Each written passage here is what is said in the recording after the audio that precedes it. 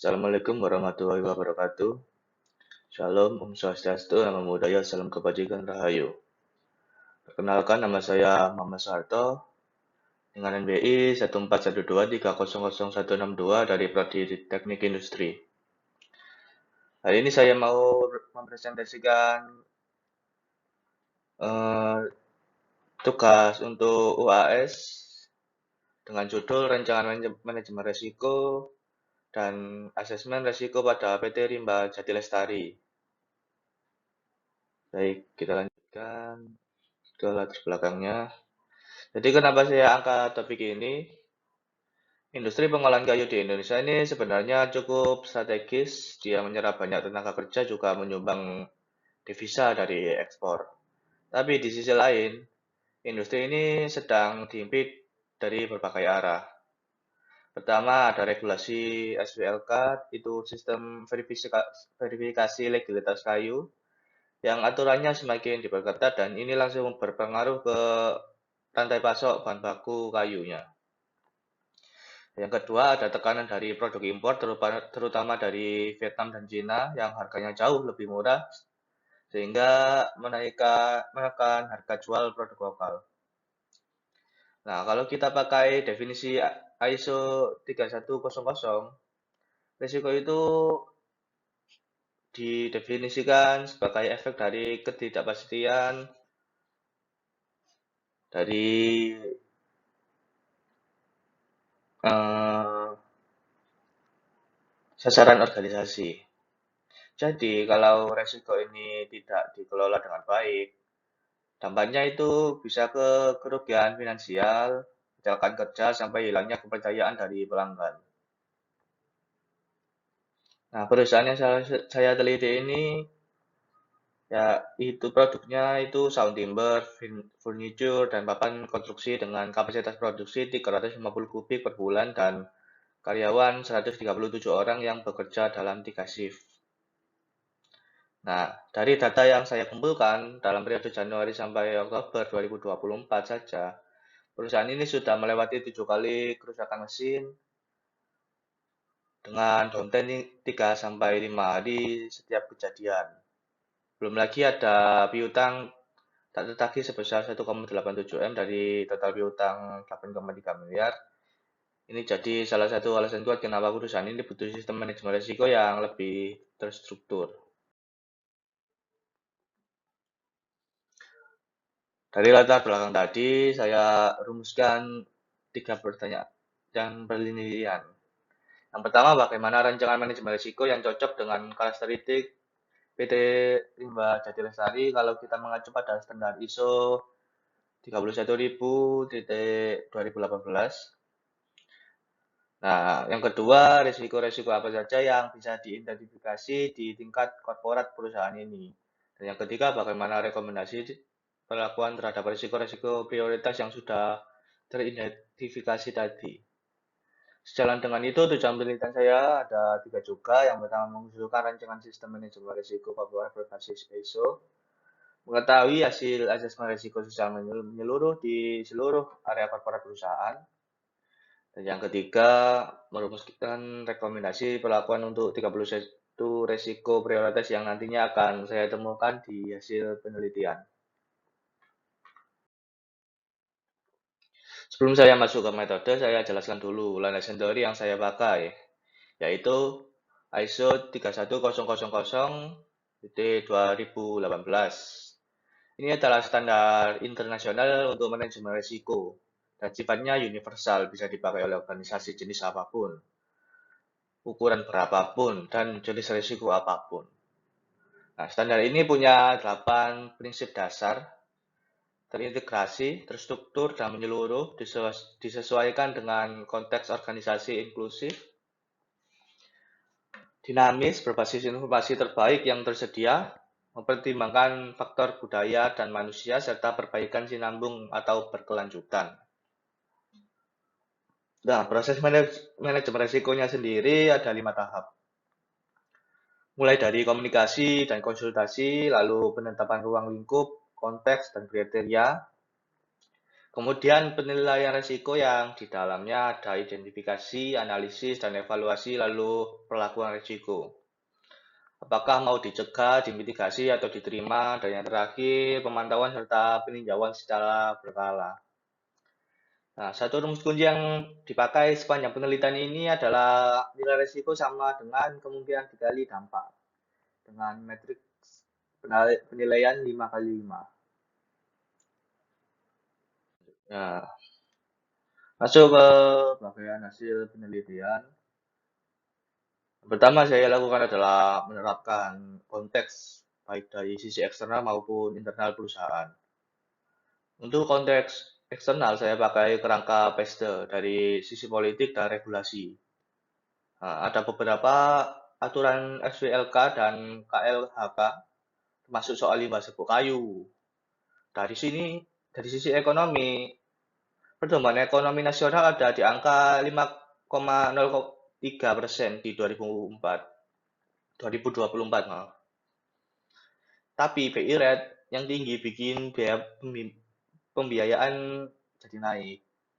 Nah, dari sisi sosial ada tekan penurunan daya beli masyarakat dan persaingan ketat dalam mempertahankan tenaga kerja tersebut. Nah, dari sisi teknologi perusahaan ini masih minim otomasi, padahal ada potensi efisiensi kalau investasi pada mesin baru. Dari sisi lingkungan, lokasi gudangnya punya riwayat banjir musiman di mana potensi kebakaran. Dari sisi kompetitor ya, dia ada tekanan dari kayu olahan impor Vietnam dan Cina yang harganya lebih kompetitif. Nah, kalau dari konteks internal, saya pakai kerangka 7S, dan hasilnya cukup banyak yang masih tanda silang alias kurang baik. Strategi belum ada, strategi pertumbuhan yang tertulis. Struktur masih sentralis dan kurang efisien. Untuk sistemnya belum ada SOP, manajemen risiko, atau KIP yang terdokumentasi. Untuk staff, rekrutmen belum terstruktur. Setelah atau gaya kepemimpinannya masih kurang aktif. Tapi ada juga poin positif, yaitu share value, di mana komitmen terhadap produk itu tinggi, dan skill, di mana karyawan senior punya keahlian pengolahan kayu yang sudah teruji. Sebelum nilai risiko, saya juga harus tetapkan dulu kriterianya. Untuk kriteria kemungkinan atau probability, saya bikin skala 1-5.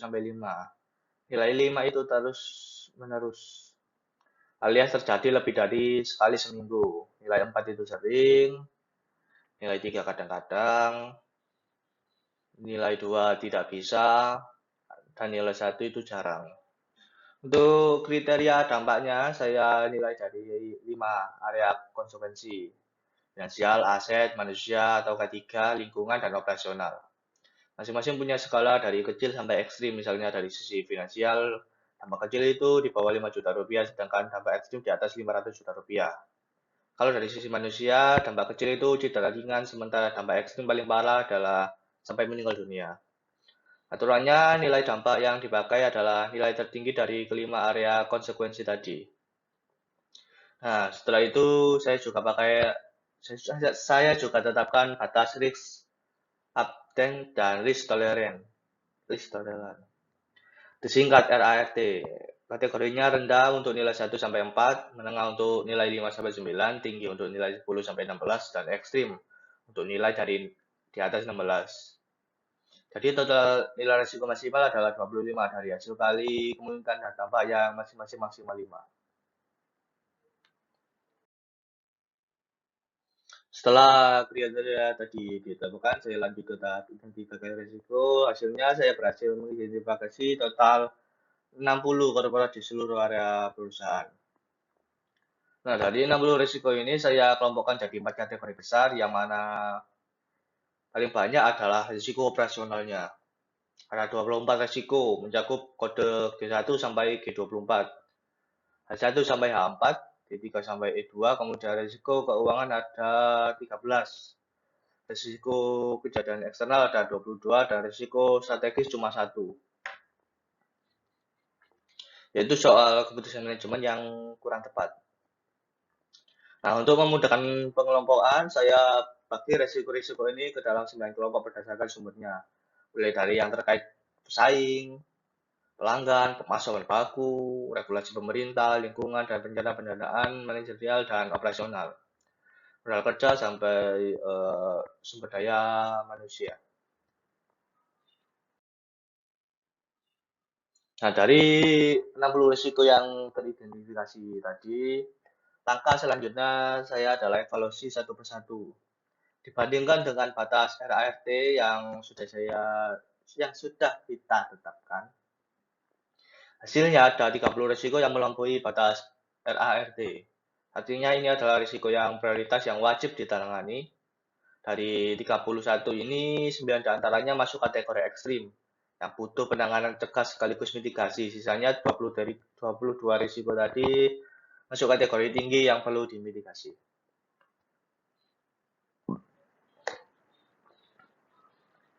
Nah, sementara 29 risiko lainnya masih bisa diterima, karena berada di kategori menengah sebanyak 15 risiko dan kategori rendahnya 14 risiko. Kalau kita lihat risiko dengan nilai tertinggi ada G10, soal perputaran piutang yang rendah dengan nilai 25. Ini yang paling tinggi. Lalu ada G16 soal kerusakan mesin dan G23 soal profit yang menurun. Keduanya punya nilai 20. Ada juga C1, harga bahan baku yang naik, dan G15 soal biaya kaji yang tinggi, sama-sama 20. Nah, tentu saja rancangan ini nggak akan berhasil kalau cuma berhenti di atas kertas, makanya saya susun juga rencana untuk implementasi di tahun 2026 dibagi per kuartal. Nah, di kuartal 1 fokusnya pada pembentukan risk management unit dan penyusunan kebijakan. Untuk kuartal kedua dilanjutkan dengan sosialisasi dan pelatihan manajemen risiko ke seluruh karyawan, serta rollout sistem pengendalian untuk risiko-risiko prioritas.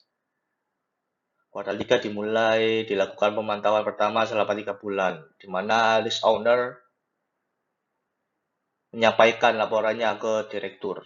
Dan kuartal 4 dilakukan peninjauan daftar risiko tahunan sekaligus evaluasi relevansi dan update kondisi terkini.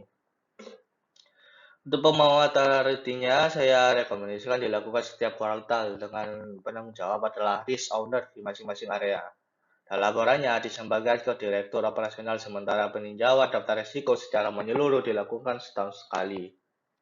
Nah, di kuartal keempat, ada juga beberapa rekomendasi tambahan dari saya.